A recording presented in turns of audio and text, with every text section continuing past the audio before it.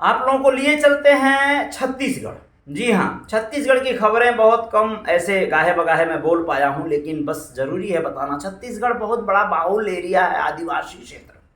जी, बहुत ऐसे बड़ी आबादी है वहाँ पे, इसलिए वहाँ पे बहुत ज़्यादा कहीं ना कहीं सरकार में और एक मैनिफेस्टो जो बनता है वो उनको ध्यान में रखते हुए बनता है।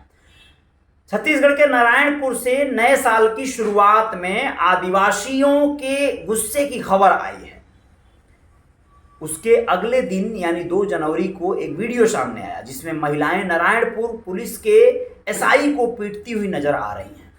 फुटेज में पुलिस भागती दिखी और महिलाओं समेत भीड़ उसका पीछा करती दिखी। एक दरोगा का सर फटा हुआ है, बिल्कुल बुरा हालत है। पूरा मामला छत्तीसगढ़ में ईसाई मिशनरी और आदिवासियों के बीच टकराव का है। कहा जा रहा है कि ईसाई मिशनरी कथित रूप से धर्मांतरण कर रही है। नाराज भीड़ ने पहले चर्च में तोड़फोड़ की, इसके बाद यह टकराव हिंसा में बदल गया। आप लोगों को बता दें कि भीड़ ने पुलिस पार्टी पर हमला किया जिसमें एसपी का सिर फूट गया। हिंसा और बवाल के बीच सवाल यह है कि आखिरकार जब भीड़ एसपी पर हमला कर रही थी तो पुलिस ने बल प्रयोग क्यों नहीं किया। जब ये बातें तमाम खोजबीन पे आईं तो बहुत सारे पत्रकार, बहुत सारे अखबार ऐसे इस पड़ताल के तमाम वजहों पर पहुंचे, जिनमें से 3 वजहें थोड़ी सी खास थी। आदिवासियों के लिए बनाया गया कड़ा कानून है, इसलिए उनके खिलाफ कार्रवाई विशेष नहीं हो पाई। तीसरा है सरकार की तरफ से एक्शन के आदेश न मिल पाए। तीसरा है राज्य में इसी साल होने वाले विधानसभा चुनाव हैं, तो ऐसा कुछ हो गया तो आदिवासी बहुरा जाएंगे और सरकार को जो है अच्छा वोट नहीं मिल पाएगा। तो अब सुनिए क्या है पूरा का पूरा मामला को जानिए। आदिवासियों के खास कानून के तहत बिना जांच गिरफ्तारी पहले बेल भी नहीं है। क्या है मामला सुनिए। अनुसूचित जाति जनजाति अत्याचार निवारण एक्ट 1989 के तहत पहले शिकायत होने पर एफआईआर के बगैर गिरफ्तारी का प्रावधान है। गिरफ्तारी के लिए पहले से मंजूरी लेने की जरूरत भी नहीं होगी।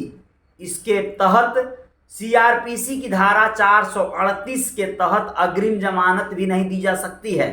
आप लोग समझ रहे हैं क्या है ये? यानी अनुसूचित जाति जनजाति का जो अगर कोई एक्ट लगा के किसी के खिलाफ मुकदमा दर्ज करवा दिया तो सबसे पहले गिरफ्तारी कर लो, ये पहले आदेश है। गिरफ्तारी के बाद जो है उसका किसी को परमिशन लेने की जरूरत नहीं है, तुरंत गिरफ्तार करो सामने वाले को और उसे अग्रिम जमानत भी नहीं मिल पाएगी, ऐसा आदेश है। ठीक है, ऐसे मामले में केवल कोर्ट यह तय कर सकता है कि मामला कायम करने में कानून की धारा 18A के तहत किसी के मौलिक अधिकारों का ध्यान रखा गया या नहीं। साथ ही केवल कोर्ट ही तय कर सकता है कि ऐसे मामलों में जीने के अधिकार, समानता और स्वतंत्रता के अधिकारों का हनन तो नहीं हुआ है। यानी पुलिस के पास मामला पहुंचने पर गिरफ्तारी तय है, यानी इस कानून के तहत। ठीक है, SC/ST के तहत। छत्तीसगढ़ के नारायणपुर से जो विजुअल्स आए हैं उनमें पुलिस भीड़ के सामने डिफेंसिव ही नजर आ रही है। यहां तक कि भीड़ में शामिल लोगों के पास लाठी डंडे थे, उन पर भी पुलिस ने बल प्रयोग नहीं किया। पुलिस सूत्रों ने बताया कि ऐसे हालात इसलिए बने कि सरकार की तरफ से आदिवासियों पर बल प्रयोग न करने के निर्देश मिले थे। ऐसे में जब भीड़ हमलावर हो गई तब भी पुलिस खुद को बचाने के लिए भागती नजर आई, कई जगह पीटती नजर आई, उन पे भरपूर हमला किया जा रहा था। अब आप लोगों को बता दें कि छत्तीसगढ़ समेत देश की 10 विधानसभाओं के लिए 2023 के आखिर में विधानसभा चुनाव होने वाले हैं। राज्य की कुल 90 विधानसभा सीटों में से 29 आदिवासियों यानी ST के लिए रिजर्व है। चुनाव से चंद महीने पहले कोई भी राजनीतिक पार्टी राज्य की 1/3 सीटों के नतीजे तय करने वाले आदिवासी समुदाय की नाराजगी मोल लेना नहीं चाहेगी। यह भी एक वजह है कि इस मामले में नाराज आदिवासी लोगों पर सख्ती नहीं बरती गई, नहीं बरती जानी चाहिए। आदिवासियों से पंगा लेना मतलब नंगा होने जैसा है भाई। वहां पर हालात ऐसे हैं, वो अपनी सुरक्षा में, अपने हित की सुरक्षा में ये कांड और ये कार्य करने के लिए मजबूर भी हैं। छत्तीसगढ़ के नारायणपुर में विवाद शनिवार रात से शुरू हुआ था। कथित धर्म परिवर्तन से गुस्साए लोग गोर्रा गांव में हथियार और लाठी डंडा लेकर घुस गए। रविवार को भी 2 पक्षों में मारपीट हुई। इसके बाद आदिवासी समाज ने बैठक बुलाई और दूसरे पक्ष पर जबरदस्ती धर्मांतरण करने का आरोप लगाया। इसी दौरान हिंसा भड़क गई। भीड़ ने स्थानीय चर्च में तोड़फोड़ की, हालात काबू में करने के लिए पुलिस पहुंची तो प्रदर्शनकारियों ने उन पर भी हमला बोल दिया। इसी घटना में नारायणपुर एसपी का सिर फट गया। इससे पहले रविवार को आदिवासी समाज और दूसरे पक्ष के लोगों में झड़प हुई थी। हिंसक भीड़ ने एंडका थाने के टीआई पर हमला कर दिया था। नारायणपुर जिला मुख्यालय में शांति नगर स्थित है। इस इलाके में ज्यादातर ईसाई समुदाय के लोग रहते हैं। ग्रामीणों की भीड़ इसी इलाके में घुसी। आईजी सुंदरराज पी समेत 4 आईपीएस ऑफिसर नाराज लोगों को समझाने वहां पहुंचे थे।